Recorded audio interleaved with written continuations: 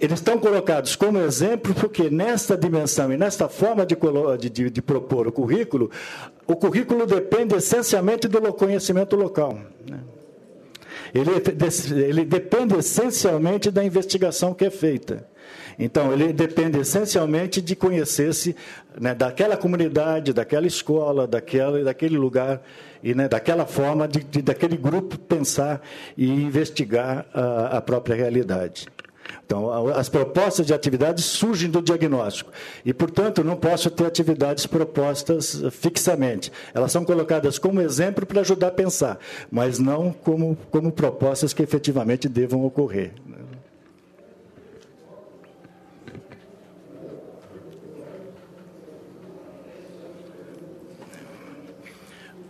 No caso do ensino médio integrado, a mesma estrutura curricular, são as mesmas propostas básicas, né?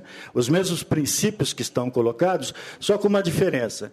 A educação básica para o mundo do trabalho e demais práticas sociais acontece do 1º ao 4º ano. Nós estamos propondo currículos de 4 anos, entendendo que um currículo em tempo integral só é possível para determinada parte da população. E, geralmente, não para a maioria dos que frequentam o ensino médio, né? O terceiro ano, no terceiro ano, apenas no terceiro, o primeiro e o segundo ano, apenas preparação básica para o trabalho. Então, vocês vão ver que aí os dois currículos se integram, né? Eu poderia ter, por exemplo, um currículo em que uma situação em que os alunos começassem no primeiro ano optando por um ensino médio geral e chegassem no final do segundo ano fosse capaz de derivar para uma educação profissional. E poderia também, ao contrário, ele ter optado por um ensino técnico inicial e, ao final do segundo ano, voltar para a educação de nível geral novamente. Ou seja, criando possibilidades de alternativas e, principalmente, criando possibilidade que o jovem optasse numa idade um pouco mais avançada e com muito mais informação do que hoje ele faz, né? Com muito mais informação do que ele faz hoje. Ou seja, ele teria a possibilidade de fazer essa opção no terceiro ano, né? E essa opção no terceiro ano possibilitaria que essa escola fosse muito mais efetiva, né? E no terceiro ano, o terceiro ano seria dedicado ao desenvolvimento das bases científicas, tecnológicas, capacidades, saberes, competências, e dos objetivos necessários à preparação para o eixo tecnológico, né? E essa preparação para o eixo tecnológico, estou entendendo os eixos tecnológicos do Catálogo Nacional dos Cursos Técnicos, né? Não estou como eixo tecnológico. E aí finalmente, no quarto ano, é que se havia uma orientação para a formação específica. Sem esquecer que no quarto ano também ele estaria trabalhando com a preparação básica para o trabalho. Entendendo que essa seria a forma talvez mais próxima de se aproximar de uma perspectiva politécnica, né? Dentro da formação.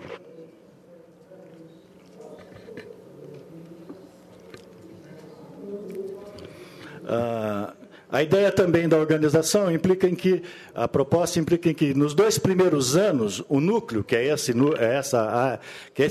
centro de trabalho e pesquisa, ele fosse efetivamente operado por todos os alunos e por todos os professores em uma organização que não fosse disciplinar, né? Fosse uma organização que fosse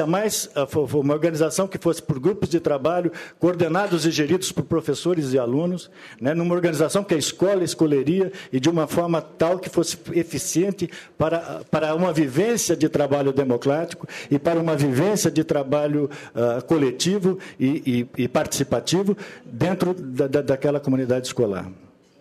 Isso implicaria, nesse espaço, que representaria cerca de 25% do currículo no primeiro e no segundo ano, nós estamos propondo alguma coisa em torno disso, e com isso também há uma congruência com as diretrizes curriculares do ensino médio.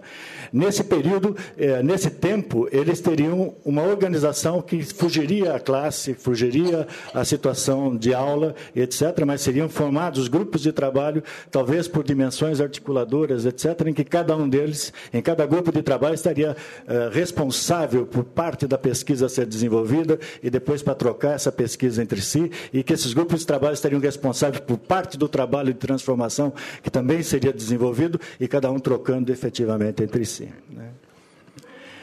Por fim,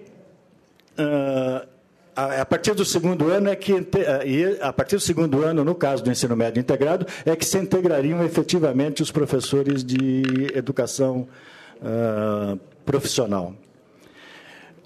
E aí, professores de educação profissional e professores de educação básica ou geral trabalhariam juntos no desenvolvimento das atividades profissionais. A ideia é que os professores de educação geral participem plenamente todo o tempo de todo o processo de desenvolvimento curricular, inclusive da educação profissional, garantindo a formação básica necessária e a formação geral que tanto se quer. E aí o ensino médio não seria composto só por projeto, no caso do ensino médio profissional, articulado com a educação profissional, o núcleo não seria só constituído por projeto, mas também seria constituído por oficinas que ajudassem a desenvolver aspectos específicos que fossem necessários a uma determinada profissão ou outra.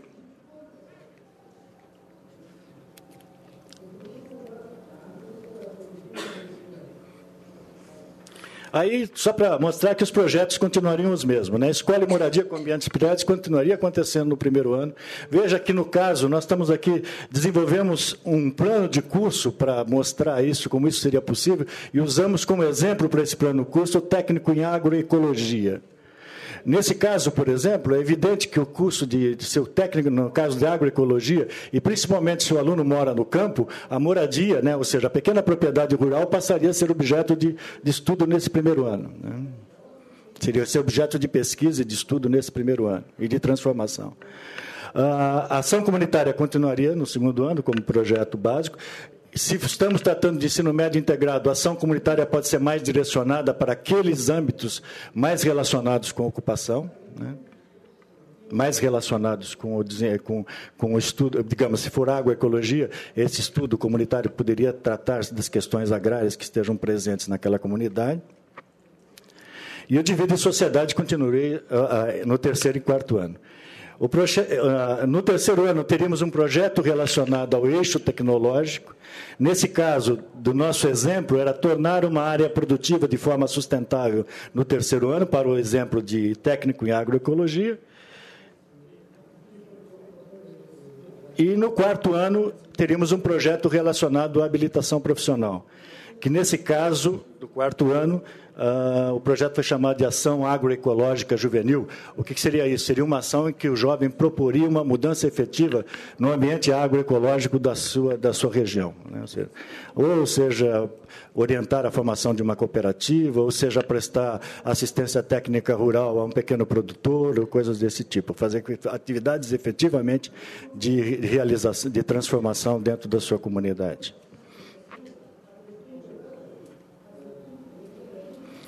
As áreas de conhecimento são as mesmas, né? A linguagem, matemática, no ensino médio integrado. Os objetivos da aprendizagem das áreas no ensino médio são os mesmos da educação de ensino médio de formação geral. As atividades variam conforme a habilitação técnica desde o primeiro ano. E toda a formação técnica é também geral, e toda a formação geral também é técnica. Esse é o sentido máximo de integração que poderíamos dar. É muito complicado, eu discuti um pouco as novas diretrizes da educação profissional, você começar a dividir, inclusive em tempos, né, 1.000 e tantas horas para a educação profissional, 1.000 e tanto para... Isso simplesmente caracteriza e marca ainda mais profundamente a divisão. Né? Quer dizer, eu acho que há a possibilidade de se pensar, e esse currículo avança nesse sentido, de pensar-se efetivamente educação profissional, toda educação profissional como sendo efetivamente educação geral, e pensar-se toda educação geral como sendo efetivamente educação para o trabalho. Então, acho que essa é uma possibilidade curricular que vale a pena tentar e construir. Eu acho que os protótipos ajudam nesse sentido. Aí, acho que está na página 20 isso.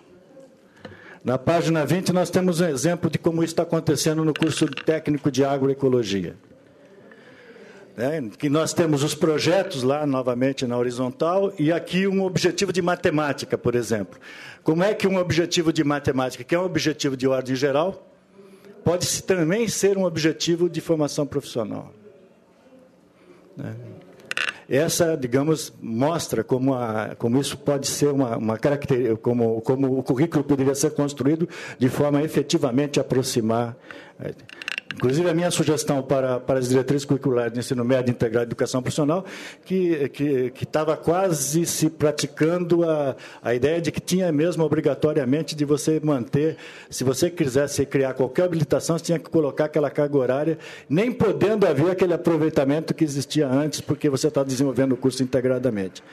Isso foi uma das questões que eu levantei nas novas diretrizes, em função desse estudo, e que parece que o projeto definitivo voltou atrás, ou seja, permite que haja uma certa sobreposição, pelo menos, de ensino médio, da carga horária de educação geral com carga horária de educação profissional.